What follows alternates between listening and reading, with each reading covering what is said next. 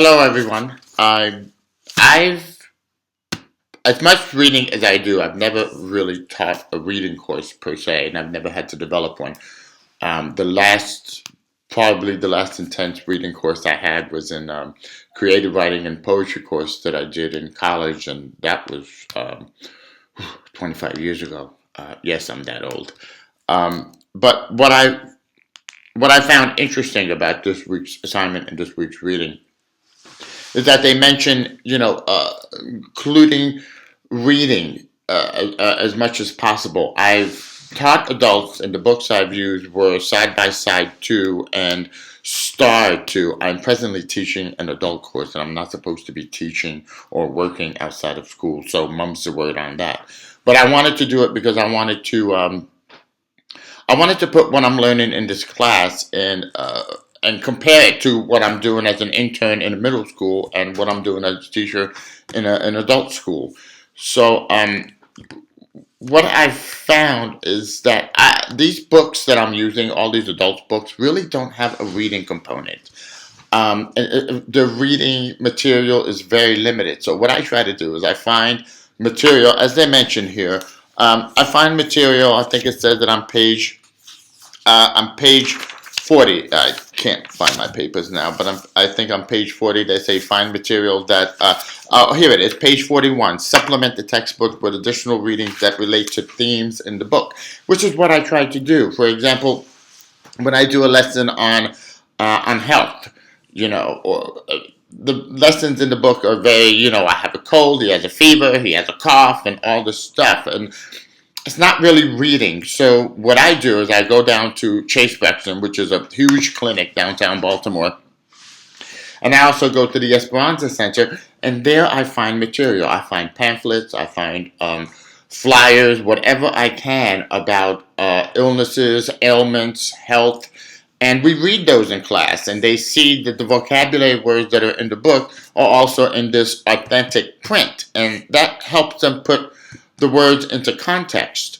One thing that I really got from this week's reading was on page 27 in Seymour M. Walsh, when they talk about that most adult learners are ear learners, and this is so true because it reminds me of my parents when they started learning the language.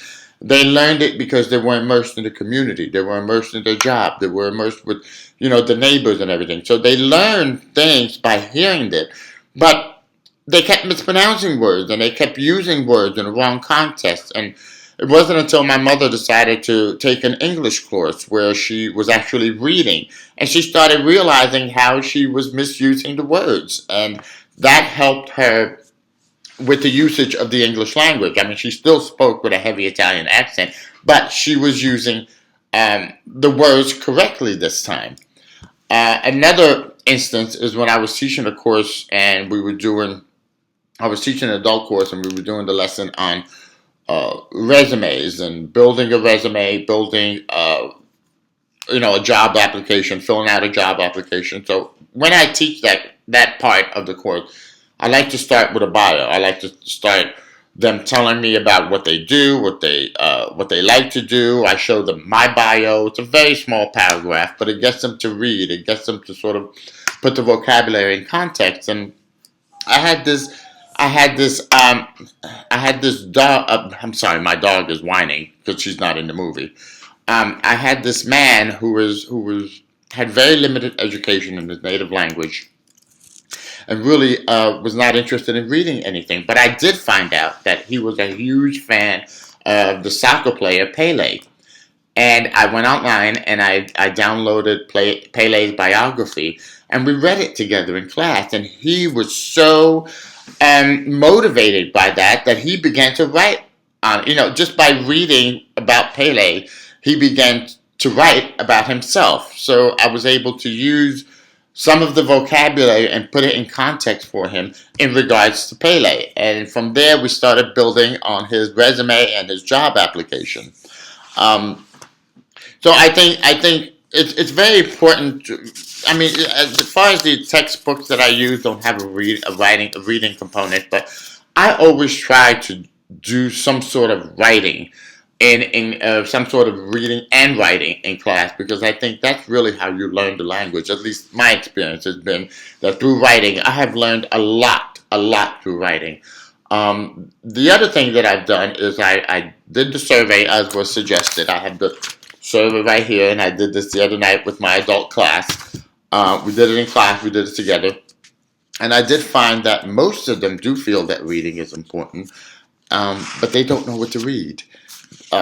Because they don't know because they don't know how to read, they don't know what to read. So then my charge becomes to find material every day of that class where we can read that is relevant to them, that motivates them, and that is interesting.